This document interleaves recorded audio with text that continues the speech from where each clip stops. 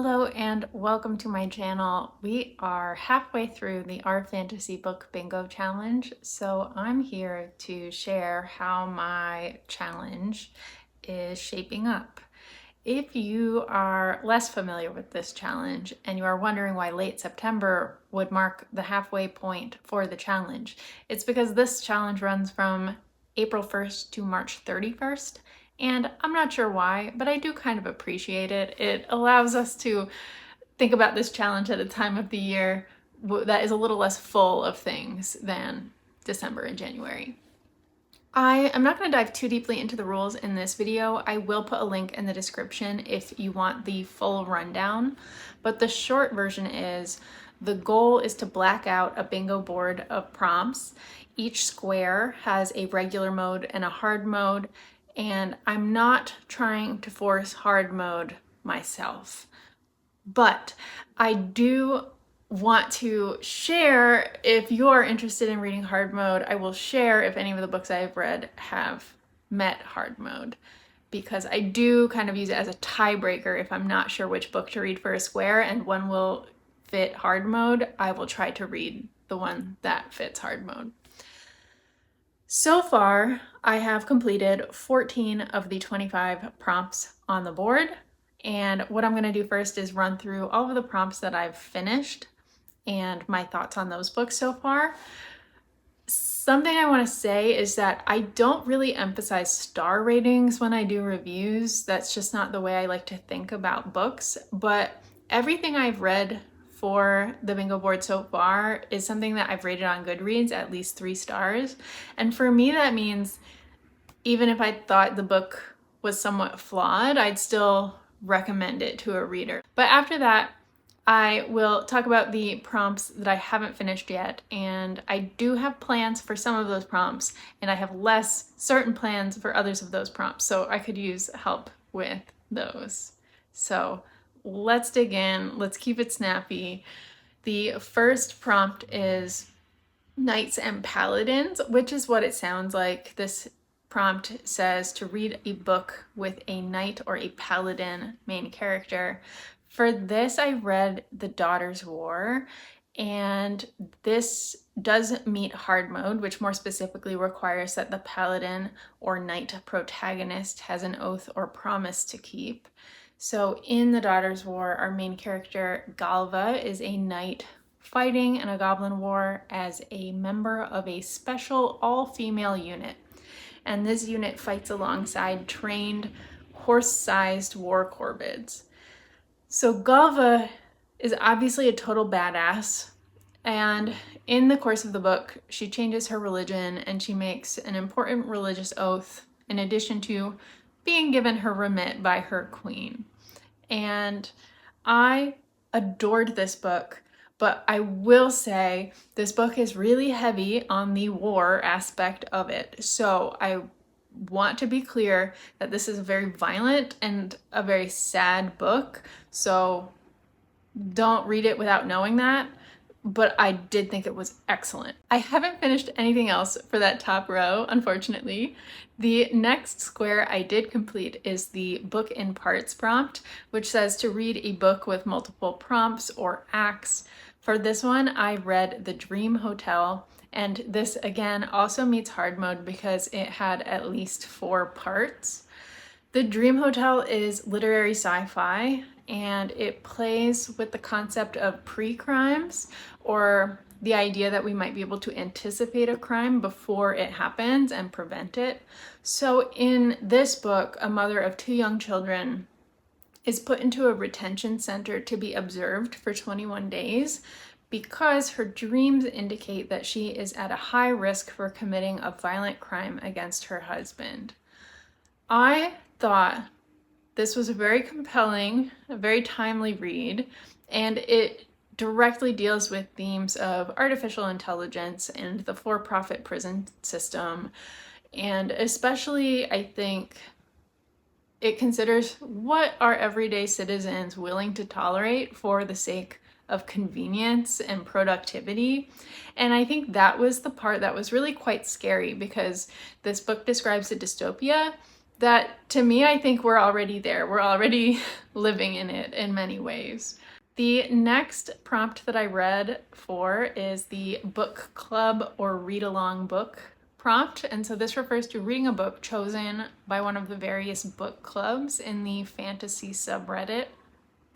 Hard mode is to participate in the book club or the read along as it's happening, and to participate in the book club. So I did actually do this. I ended up reading The Ministry of Time in real time with the subreddit's Hugo Award read along, because The Ministry of Time was a finalist for the 2025 Hugo Awards. I really enjoyed this book. I think it was less popular among the others on the subreddit, and I'm not totally sure why. It does lean a little literary, but it's also just an amalgamation of all sorts of different genres. This is about the British government experimenting with time travel and bringing a 19th century explorer among various other historical figures, bringing him to the present as a little social and scientific experiment. And the main character is a woman who acts as the bridge for this explorer. So that means she is helping him acclimate and assimilate to the present day. This book was more romance heavy than I anticipated, and maybe that's why it wasn't popular, although I don't think that's why it wasn't popular. I'm trying to remember why people didn't like it. But I actually don't usually like romance, but I liked this. I thought it was just a fun, thrilling mixture of genres. And I also thought it had some interesting things to say about being an immigrant or a refugee and the pressure to assimilate. I thought there were some interesting parallels made there. Next is the parent prompt, which is a prompt to read a book where the main character has a child to care for. And hard mode is that the child is also a main character in the story. As far as I can tell, this prompt, and in particular the hard mode version, was written specifically to get people to read The Sword of Kaigen. That's what I'm gathering. So I read The Sword of Kaigen. If I'm being honest, this book was probably my least favorite book of the challenge. For the majority of the book, I thought this was a 2-star read. I really thought it was quite clumsily written. I thought the world building was clumsy and the pacing was uneven, and it was kind of confusing.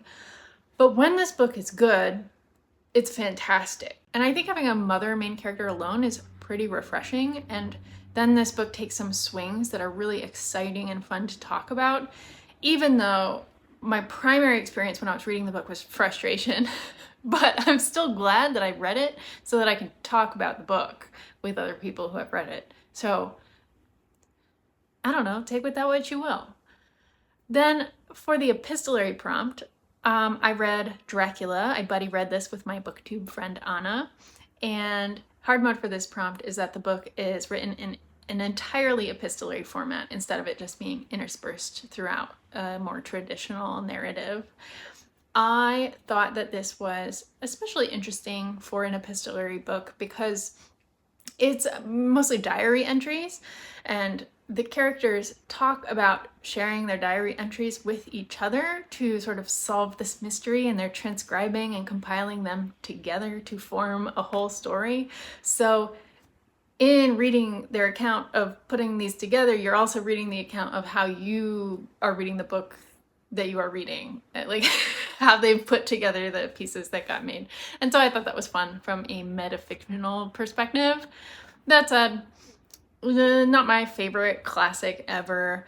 I thought the first third of the book was awesome. It was so thrilling and suspenseful. And then I thought the second half was kind of a drag, but still intellectually stimulating in the way that most classics are. So again, I'm glad I read it. It's 3 stars, but it's not my favorite classic. Then for the published in 2025 prompt, I read The River Has Roots by Amal El-Matar. Hard mode for this is to read an author's debut novel. And I personally think that this book counts for hard mode because even though she previously co-wrote This Is How You Lose the Time War with Max Gladstone, this book is her standalone debut. So for me, I think that counts, but let me know what you think in the comments. I'm not particularly torn up about it either way. But this is a retelling of a murder ballad called The Two Sisters with a fairy tale, fairy magic spin to it. And the language is beautiful, lyrical poetry. If you've read This Is How You Lose the Time War, you already have a sense, I think. And then the audiobook also is super well produced on this one. Singing is pretty important to the plot, and in the audiobook you get to hear the songs that are being sung, and I thought that was magical, and so I really recommend the audiobook on this one. Next is the author of Color Square, and hard mode is to read a horror book. So for this, I read my first Stephen Graham Jones ever with The Buffalo Hunter. This is a historical vampire novel primarily set in Montana in 1912 by way of the diary of a Lutheran priest who receives a confession from a Blackfeet man over the course of several weeks that turns out to be pretty spooky and supernatural. So this book would also fit for the epistolary prompt. I think vampire and epistolary go together very well. And I'm not a huge horror reader, but this was such a good, slow, dreadful kind of horror. And like I've said in previous videos, I've been reading more vampire books lately, and the way that this book reimagines vampire mythology, it was just so cool. So I will be reading more Stephen Graham Jones in the future. Glad to have read him for this. Next, the small press or self-published prompt I read On the Calculation of Volume 1. This is a very short novella that was translated from Danish into English, and it was published by New Directions. This is a Groundhog Day concept where a woman finds herself reliving the same day over and over again. And I thought this was a particularly creative version of that premise because, one, we start when the main character is already on day 100 something of reliving this day over and over again. And at this point, she is reckoning with the distance that she feels from her husband because time is moving for her. She is experiencing time, but her husband is not experiencing time. And I thought that was a really fascinating angle for this premise that I hadn't quite seen before. And this is a short book, but there are so many layers of meaning in that page count. So I don't know. I thought it was great. This is also the first book in a septology, and I think the first 3 books are out now in English, so I need to get cracking on the next ones. Next, for the biopunk prompt, I read All Systems Red. Biopunk for this prompt is defined as a book about biotechnology and its consequences. Murderbot is a construct that is created from robot parts and cloned human tissue. And in the course of this first book, we find he is a security bot that has overridden its governor module. And with this one wild and precious free life, he's still under the thumb of the corporation and his human overlords. And the answer he has for like what he wants is despairing and watching soap operas, and that's very relatable and moderately punk. I'm not quite sure. It seems kind of punky with the corporation. I'm gonna see where it goes in the long run. But hard mode, it does not fit. Hard mode is to read a series where electricity is not a thing. Doesn't fit. But I do recommend this series. It's very cozy and very action heavy in a way that kind of reminds me of Discworld, which I'll get to later. The 5 short stories prompt can be satisfied by reading 5 different short stories, or for hard mode, you can read a short story collection. So for this, I read Teventer Nights, which is a short story collection set in the Dragon Age universe. I think most of the time with short story collections, you have your highs, you have your lows, you have the ones you like and the ones you don't like. But I had fun with this one, revisiting the lore. And so what I've said about this short story collection in the past is that I would recommend it to other fans of Dragon Age, especially if you are into the lore of Dragon Age, but I'm not going to recommend it to a non-fan. It wasn't that good. The Stranger in a Strange Land prompt is to read a story that deals with being a foreigner in a new culture. Hard mode is that the main character is an immigrant or refugee. I read The Morning Side for this, which is a great fit for hard mode.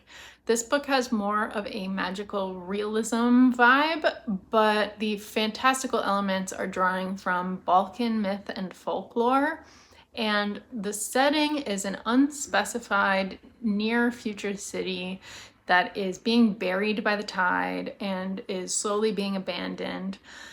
But the city's administration is trying to prevent that urban abandonment and reclaim the city. And therefore, the city's leadership is sponsoring a repopulation program to attract immigrants to the city. The main character is a young girl, and her mother is with her, and they have been displaced by a war in their native land, and they have moved to this city as part of this repopulation program. And this book has a lot of ideas in it. It has a lot of ideas about immigration and climate change and displacement. And it is not very plot-oriented or action-heavy. So I would only recommend it if you are okay with an idea-driven book and a kind of patient book. The same thing actually goes for On the Calculation of Volume. In On the Calculation of Volume, that's the Groundhog Day one, the main character is probably the boringest person to ever get stuck in a time loop. But the writing and the ideas, they go crazy. Then for the Recycle a Bingo Square prompt, this allows you to reuse a prompt from a past year. And I might end up using this series for my last in a series square, in which case I'll shuffle things around. But I have tentatively slotted the 5th season in for this prompt. There is a former bingo prompt I would use here called Weird Ecology, which says to read a book that takes place in a world with a wildly different environment and ecosystem than our own. The 5th season fits that prompt because it takes place in a world that has a lot of seismic activity, and there are world-changing volcanic eruptions and earthquakes every few centuries or so.